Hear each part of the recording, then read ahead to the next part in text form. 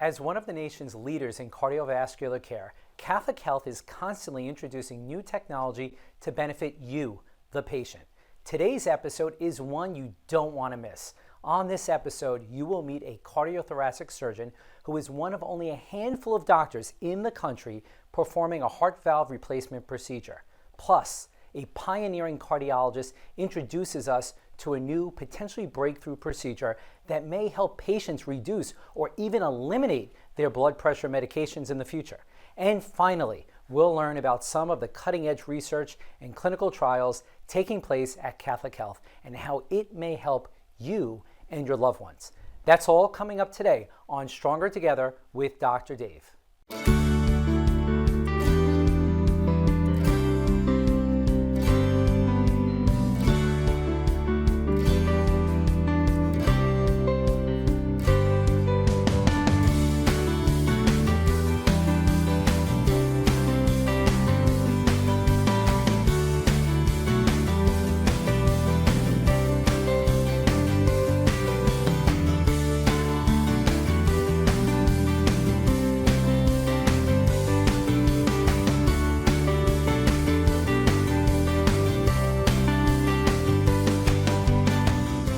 Hello and welcome to Catholic Health, Stronger Together with Dr. Dave. Today, we're talking about cutting-edge cardiovascular technology, and I'm very excited for our first guest. Dr. Timothy Carter is a cardiothoracic surgeon at Good Samaritan University Hospital, and he's here today to talk about the Ross procedure. Welcome, Dr. Carter, to the show. You're a cardiothoracic surgeon, an open heart surgeon at Good Samaritan Hospital, University Hospital, and you're also the system director of the Thoracic Aortic Aneurysm Center, or Aortic Pathology Center. Yeah, that's correct, Dr. Dugatti. Thanks for having me. I'm a cardiac surgeon. I do, general heart surgery, bypasses, valve replacements. We also, my area of expertise is aortic disease. And so at Good Samaritan and also at St. Francis and Center Reach on Monday, we run a multidisciplinary aortic clinic where we bring together cardiac surgery, vascular surgery, genetics, cardiology, and cardiac imaging, basically to follow and diagnose aneurysms and then treat them when they need to be treated.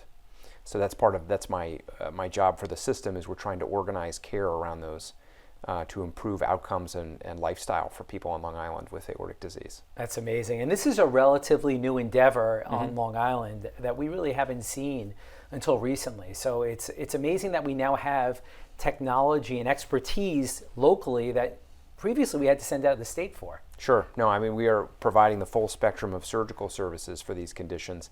And I think what's more is, we're really trying on the island to move the needle on survival and quality of life for patients with aortic disease. In some cases, as you know, it can be very, very serious.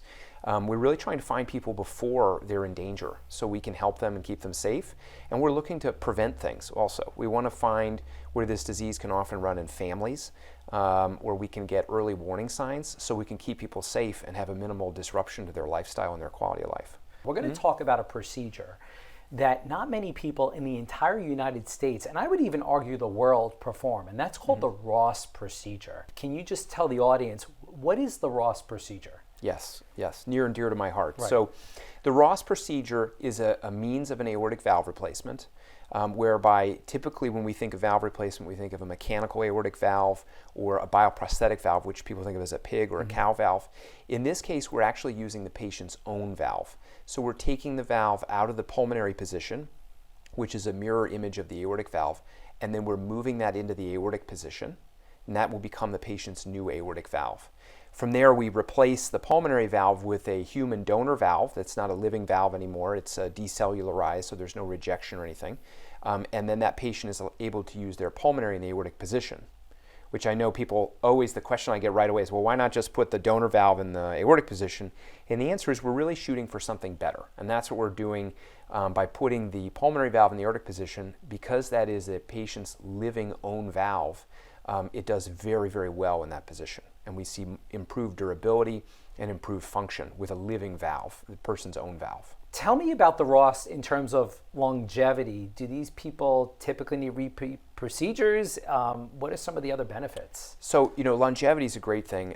We have patients out in the literature who have gone 30, coming up on 40 years with a Ross procedure valve. That is double what anybody's going to go with a bioprosthetic valve. So the patient can be not on blood thinners that are necessary for mechanical valve, and instead they get to keep their living valve, which will last much longer. I think the way I explain to people, and I'm being conservative on the estimate, is if you put a bio valve, meaning a pig or cow valve, in someone, that valve, we expect about an 80% chance that they're going to need another operation or another procedure in about 15 years. With a Ross valve, with a pulmonary valve, there's an 80 or better percent chance that you won't need another procedure. So it's the exact inverse. We want to see patients going 20 plus years on these pulmonary valves. And the reason is because it's a human living valve. If you think about a biologic valve, it is a sewing ring with plastic and fabric on it, and fixed cow or pig tissue. There's resistance to flow across that. Whereas if we put a pulmonary valve in that position, there's only leaflets. They're translucently thin. And as a result, there's no drag. The heart works a lot less. We see hypertrophy, that muscle starts to improve and regress to a much farther degree. And the patient maintains a really high level of physical activity because those gradients are stable for decades. So, where you might be following a patient with echo and you see the resistance to flow on that valve increases with each passing year or 5 years, we don't see that with a pulmonary valve. We see, the valve like it's a baby's valve, essentially. I always strongly encourage my patients, do your homework, do your research, get opinions, and if they want to learn more about it, I'm always happy to see people and talk to them, even if it's not right for them. They should understand what the options are, and they should make a choice that's right for their body. Right, and you're actually becoming quite busy. You are the busiest surgeon on Long Island performing the Ross procedure by far. I don't think anybody's even close. Right, we're the only ones doing this on Long Island, and we've seen a lot of interest and progressive growth in this. I think, I do TAVR as well. I do valve replacement and other operations for valve disease. But I think as the TAVR, as transcatheter valves come into light, what I really sought to do was try to bring something better to my patients undergoing open heart surgery. As if we're going to go through an open heart operation, particularly for younger people, we want to have value added. I want to see someone who, even whether we're doing a transcatheter valve or a surgical valve, we're putting in a bioprosthetic valve in most cases. If I can offer you as a patient something better that's going to help you live longer and maintain physical activity to a longer degree, then that's a win-win. Dr. Carter, how can people reach you and your team if they need help in deciding which procedure is best for them or their family? The easiest way to reach me is through the Aortic Center. As we were talking about, we carry on the Aortic Center model at St. Francis, Good Sam, and CenterReach. We have a 1-800 number to make it easy for people. So you can reach me through the Aortic Center, and we're happy to talk about problems with aortic valves and also with aneurysms and other aortic problems. Coming up next, we'll hear from one of Dr. Carter's patients and her experience with the Ross procedure. You're watching Stronger Together with Dr. Dave.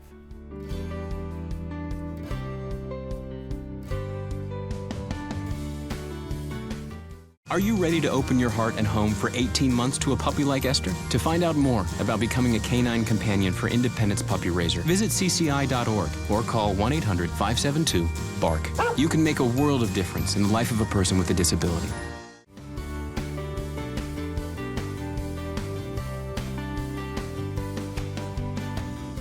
Welcome back to Catholic Health Stronger Together with Dr. Dave. We are joined now by Dr. Timothy Carter and his patient Kathy Catrone, who recently had the Ross procedure.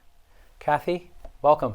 Thank you. I'm so excited to speak with you about your procedure because, as we're learning from Dr. Carter, this is not a common procedure. This is what I call a very niche, specialized procedure within cardiothoracic surgery. So let's start from the beginning. How did you meet Dr. Carter?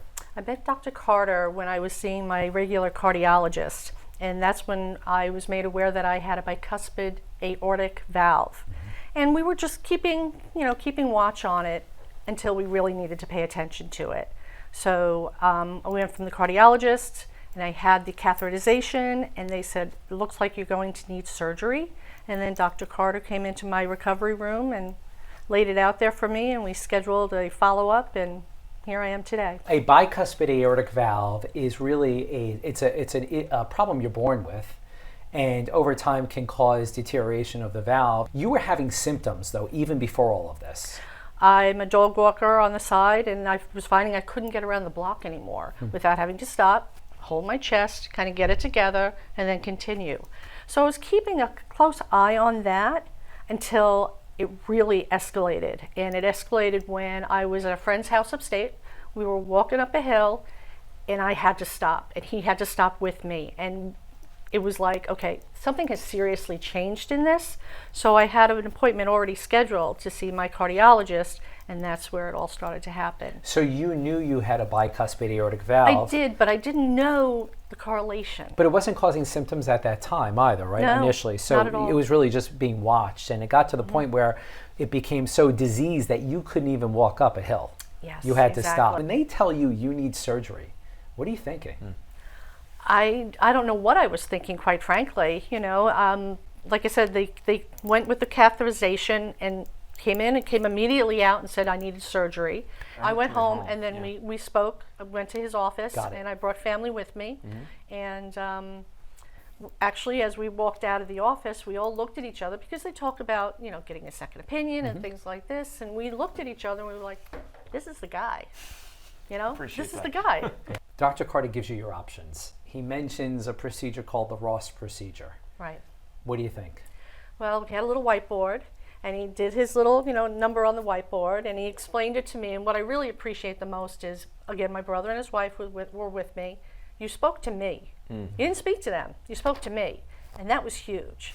You know, you explained the whole procedure, and like I said, you know, it went really well. Someone like you were so healthy and so active going in. You know, we know you're going to do well from the procedure. That's a must, right? That's a standard.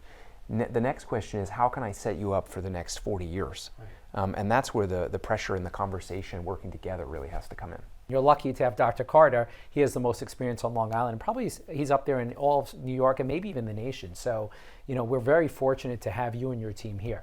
Okay, we know he's great. Okay, we've established that. Let's talk about the team, right? Because you can have the best surgeon in the world, but if you don't have the team, the nurses, the people who are cleaning the room, everything, the nutritionists, tell me about your experience at Good Samaritan University Hospital with the cardiothoracic team. I found everybody to be very, well, it sounds funny, but welcoming, you know, and they were there for me if I needed anything. And, you know, everybody was very nice and cordial and introduced themselves because of the rotation. You'd get different people every few hours. And I was very happy with it. The one theme I hear from all of my patients is the team is very compassionate. You know, they care. They talk to you like you're their family. Did you have that experience? I did, especially like with the physical therapist. You know, she gets you up and around, and you know, you'd have that personal conversation as you're kind of getting things moving and back to you know, the way you were before you went in. So. This is excellent. So from the beginning to the end, it was a great experience. You look fantastic. Thank you. We're going to end this segment with just the last thought. How are you doing now? How are you feeling? Is your energy and your breathing, everything is normal? I'm doing really great. I don't come home from work and go to sleep because that was another symptom that I found out as time went on. But yeah, I'm hiking. I'm not back to volleyball. That was a year-round thing, but I think just, you know, age, put that aside. But no, I'm still very active within the community too. Thank you for joining us. Thank you for having me. And I wish you the best. Coming up next, I'll be joined by a cardiologist who will share the details on a new procedure that may one day replace blood pressure lowering medicines. We'll have more information after the break. You're watching Stronger Together with Dr. Dave.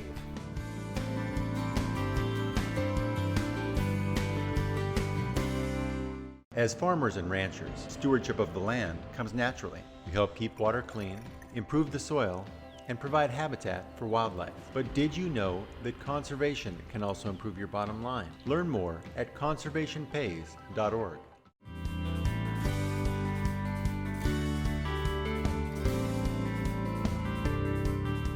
Welcome back to Catholic Health Stronger Together with Dr. Dave. Today we're talking about cutting-edge cardiovascular technology. I'm joined now by Dr. Ezra Deutsch, a Catholic Health cardiologist and member of the Suffolk Heart Group, who's here to tell us about a new procedure that may help patients reduce or even avoid blood pressure medicines in the future. Dr. Deutsch, thank you for joining the show. We are speaking about something that's incredibly important, and that's high blood pressure. 1 out of 3 people in the world suffers from high blood pressure or hypertension. But that's not just the problem. The problem is only 24% of people are adequately controlled. So you're an interventional cardiologist. I actually consider you a trailblazer because you're not just fixing hearts, you're interested in a lot of other things. And the most recent thing that you've become very interested in, I'm glad you are because we need help with this, is high blood pressure.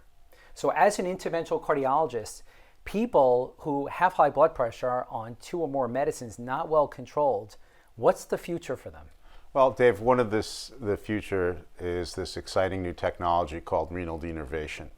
The renal arteries, which are the arteries that supply blood to the kidneys, have nerves sitting on the outside, and these nerves are responsible in part for regulating blood pressure. And we now have a number of devices that we can temporarily place into the renal arteries and modify these nerves, either with radiofrequency energy or ultrasound energy. And the result is that we get a reduction in blood pressure and much better blood pressure control than with medications alone. So this is a novel approach. We're so used to using medicines and lifestyle, and many times they're not successful, but now we are actually using a procedure to modify the nerves in the renal artery.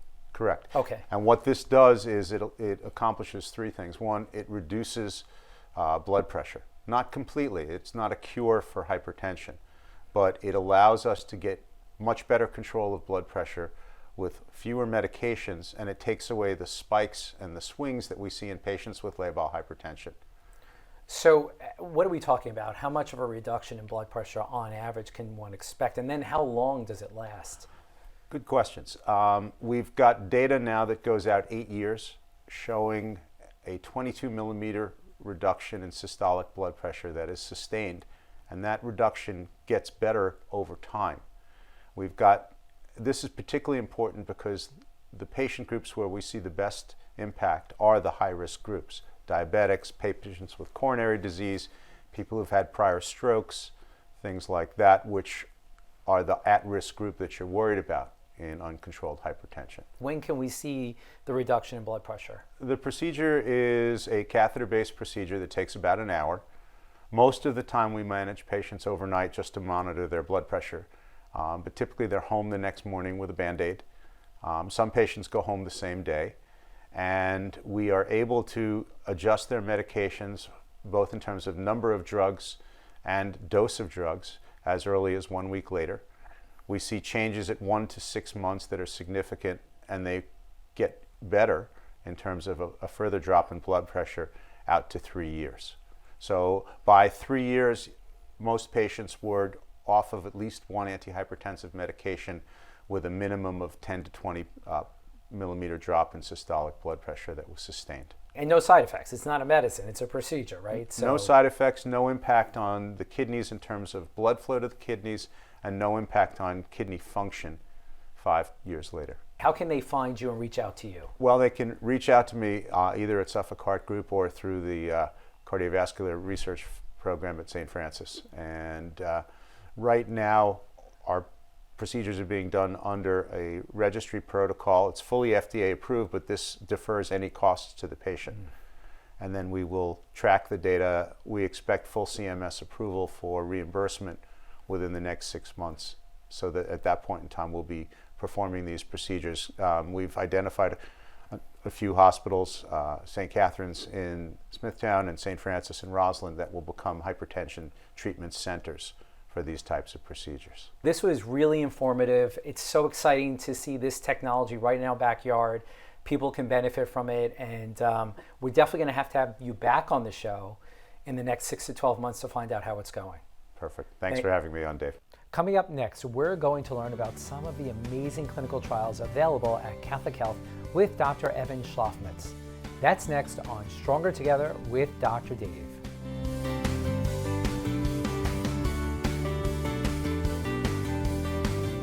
He helped me learn to read. It is the best feeling in the world. They impact me. I'm proud of the work that I'm doing. There's been dramatic results in our kindergarten classroom this year from having a foster grandparent.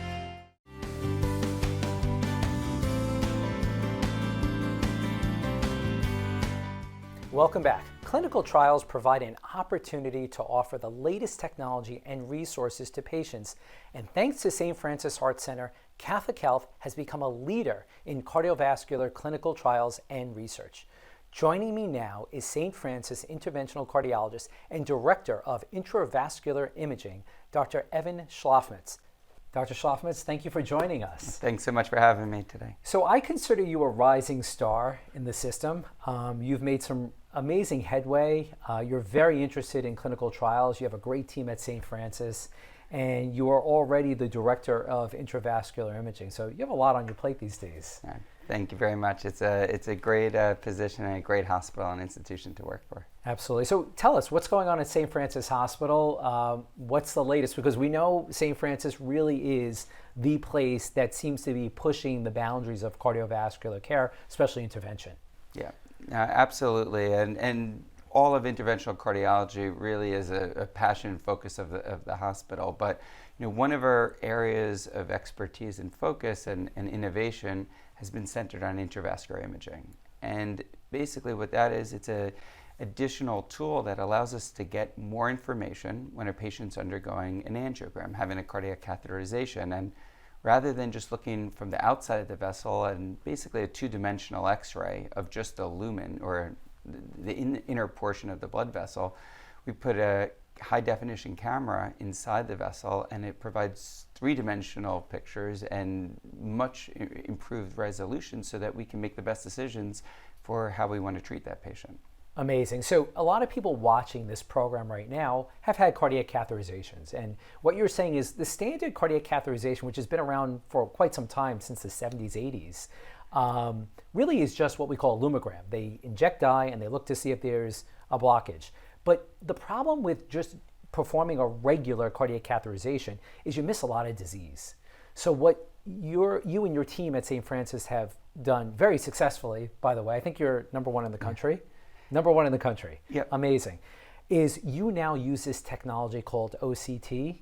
What does OCT stand for? Yeah, so it stands for optical coherence tomography, and that's that high resolution intravascular imaging catheter, which we've developed basically the highest volume in the country, but we've also developed special algorithms for integrating that information based on our experience with over 10,000 cases of this, where it's allowed us to refocus the way we treat patients because we're getting more accurate information, and it gives us the optimal results and allows us to know that we've achieved optimal results.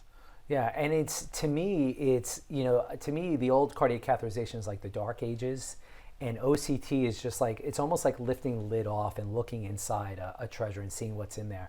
And it's very important, even if somebody does not need a stent or have a severe blockage. Why is it important to know if you have any disease, not just severe disease? Yeah, there's so much more than, oftentimes historically people would say, oh, I had a normal angiogram if you don't have stents.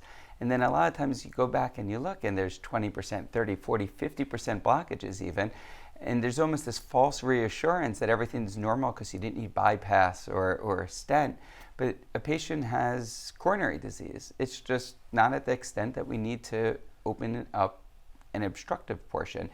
And it's critical to take action at that point, because if you leave everything alone, the natural evolution of plaque, it will continue to progress and get to a point where it can cause a problem down the line. So that's where, for patients who have 20, 30, 40% plaque, particularly in areas of importance, the proximal segments of the vessels, the beginning portions of the vessels, you want to be aggressive with medication and lifestyle changes. Quit smoking if you're actively smoking, start exercising, potentially diet changes, and really using aggressive medications, which there's lots of great novel agents that are available that will shrink that plaque, stabilize that plaque, and make it less likely that a patient with this type of disease will go on and have a heart attack. You actually sound like a preventative cardiologist here, not just an interventional cardiologist. It is a passion of mine. Preventative cardiology is a big part of my focus, and it is important, particularly anyone who's had an angiogram, because even if we fix a blockage with a stent, that's taking care of one specific blockage, but the disease process it's a systemic process, and there's smaller plaques that are depositing throughout a patient's arteries, and it's really what we do after I may take care of the most severe 30 millimeters, a small portion of disease that day in the cath lab, but it's what I do with the pharmacotherapy and the lifestyle changes with that patient after they leave the cath lab that's really going to help prevent them from coming back to the cath lab in the future. Amazing. And that's why OCT is so critical here.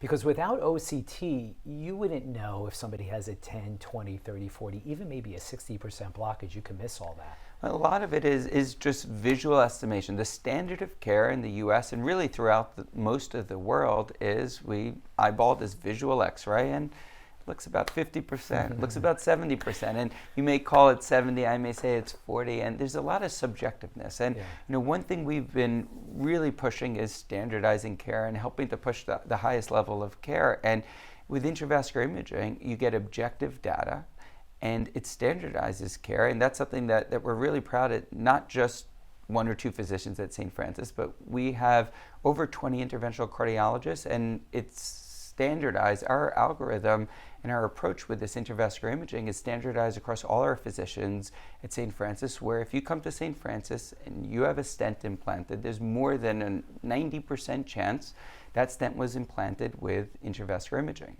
Now, in most of the US, that's about 10 to 15% chance that is actually used. And what's unique is this is not just a St. Francis thing.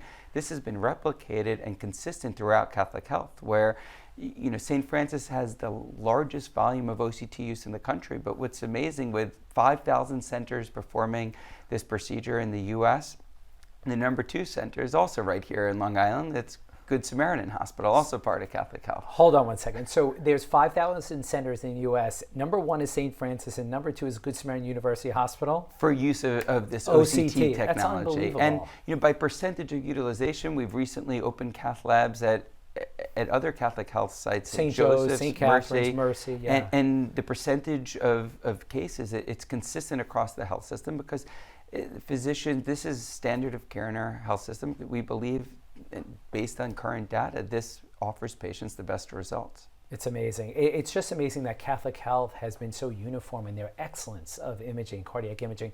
I think it comes from you and your team. I can't wait to have you back on and hear about all the other stuff that you guys are doing. It's great being here with you. Thank you to all my guests for such a great show. As you learned today, there are some cutting-edge cardiovascular advances taking place all across Catholic Health hospitals. If you would like to know more about Catholic Health or to make a gift in support of one of the amazing programs you heard about today, please visit chsli.org or call 1-855-CHS-4500. Thank you for watching today. I am Dr. Dave Degatti, and I'll see you next time on Catholic Health, Stronger Together with Dr. Dave.